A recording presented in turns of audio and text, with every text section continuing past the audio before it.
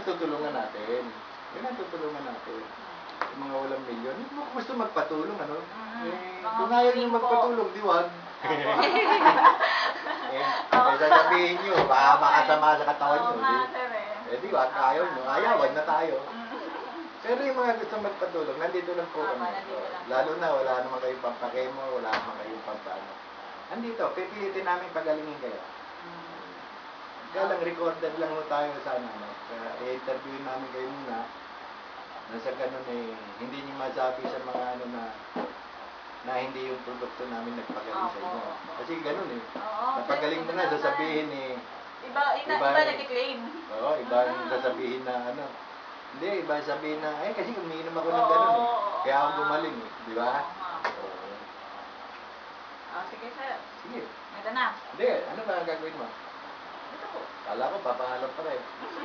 Okay, dahil dyan naubusan kami ng topic, sabi ko, kumuha ng isang mga naisulat ko at siguro dito kayo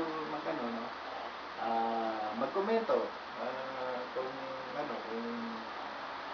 kasi medyo kulang yung komento dito at napapansin ko lately para puro like na lang wala na ako nagko-comment. wala masasarap ba nga sir? Masarap yung medyo may hindi mo alam tumutulig sa atin napapahabang ating hindi mo tuloy alam kung accepted nila yung sinasabi ko. Para mapagbigyan lang ako, maglalike. Maglalike na lang. Minsan nga sir, may kasasabaw minsan na inyong pinupost. Like na lang kahit hindi pa nababasa. Oo, daming ganyan. Tapos sabi ko, nabasa mo na ba? Haba Kaya po, karamihan po ganyan. Sabi ko, nag-like ka, hindi pa pala na Wala na, parang may pakitang kunwari na ba? Alam niyo po kasi yung kahit na nakikita niyo doon sa note ko, nakikita niyo na konti nagkukomento, konti nagla-like. Pero sa PM ko marami nahihiya lang sila mag-komento. Opo. Silent listeners and silent reader. Nahihiya lang sila. Pero lately, wala na rin yung sa parang nawawala na rin yung sa PM So siguro ito, babasahin ni ang pamagat nito kailan ba to? August 31. Sana maganda yung mga nung last year Oo nga sir. Maganda kasi nung last year, marami balik-taktakan doon. August 31, 2012. Yung ang titulo nito, pamagat kaibigan bakitan talaga, isa sa mga notes ko. At babasahin ng aking corporate secretary at ako magkukomento sa inyo yun. Sige sir. Okay po. Magandang araw. Ito po yung titulo muna. Kaibigan bakitang talaga. Magandang araw po sa lahat ng aking mga kaibigan. Kaibigan sa Facebook na kasama ang pamilya, kamag-anak, tunay na kaibigan, at naging kaibigan sa Facebook. Kayong lahat ay aking tatanungin. Kaibigan bakitang talaga? Teka, medyo lalagyan mo ng damdamin salita kasi nung pag sinusulat ko pag nagsusulat po ako, minsan kasama mo yung puso kasama yung puso Kaya kasi ako hindi naman ako nag-journalism pero yung sinasabi ko nga sa inyo simula ho nung umalis ako sa PLDT wala na akong ginawa kundi yung continuous learning yun na sa utak ko na habang buhay ka kailan mag-aaral ka mag-aaral ka ng mga libro mag-aaral ka sa internet mag-aaral ka kaya siguro nakakagawa ako ng libro nakakagawa ako ng konting kwento ganun po hindi po ako manunulat ginagamit ko lang yung writer dahil yun ang ginagawa ko Sige po. Sige po. Lagyan mo ng damdamin naman po. Sige po. Hindi po yung basa lang ng basa Okay po. Ang mga tunay na kaibigan ay nagmamahalan, nagtutulungan at nagbibigayan ng mga pananaw sa mga nangyayari sa ating kapaligiran. Sa labas ng Facebook, pag hindi nagkasundo ang magkaibigan, ay karaniwan na nagkakaroon ng tampuhan. Pero kailangan din ay magkakasundo. Sa loob ng Facebook, pag hindi nagkasundo, ay maaaring sila ay nagpa-block ng kanilang mga kaibigan at hindi na kailanman magkikita kung ang dating account ang ginamit. At maaari din namang magkabati din kung gagawa ng panibagong account ang isa sa Facebook. Ano po po bang kinalaman ng ating sinusulat sa ngayon na tungkol sa kaibigan? Ang inyo pong lingkod ay gumawa ng panibagong grupo sa Facebook. Ito po ay yung Friends of Jaime Leandro Reyes. Pero bago ninyo ako husgahan, ay kung maaari, ako po ay intindihin.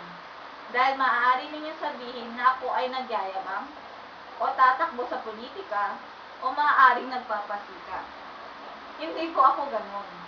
Ang gusto ko lang po ay makatulong sa inyo at sa ating kalikasan. Dahil ako sa sarili ko at sa kahit na sino makakakilala sa akin ay may pagmamalaki kong isa akong tunay na makakalikasan. Maraming tao ang nagsasabi na sila ay makakalikasan.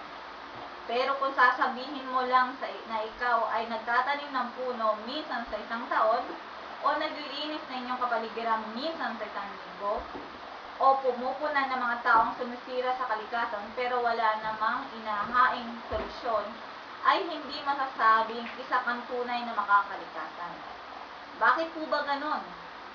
Alamin natin sa wikang Ingles, ang isang tunay na makakalikasan o environmentalist ay an environmentalist broadly supports the goal of the environmental movement, a political and ethical movement that seeks to improve and protect the quality of the natural environment through changes to environmentally harmful human activities.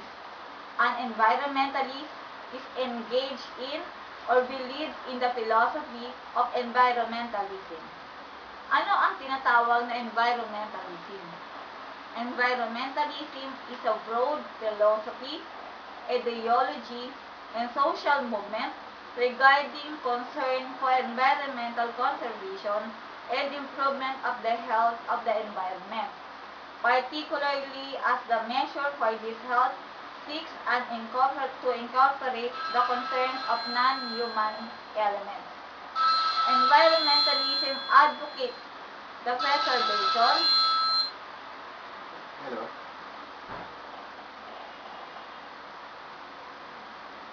Hello? Sige. Okay. Wala.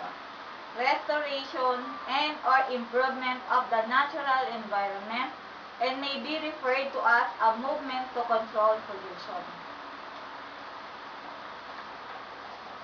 Ano ba ang pollution?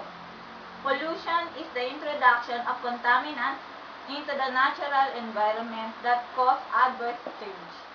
Pollution can take the form of chemical substance or energy such as noise, heat or light. Pollutants, the components of pollution, can be either foreign substance or energies or naturally occurring contaminants. Ang isang tunay na makakalikasan ay humahanap ng kanyang mga tunay na kaibigan para magawa ang advokasya na tutulong. Hello? Oh. Okay.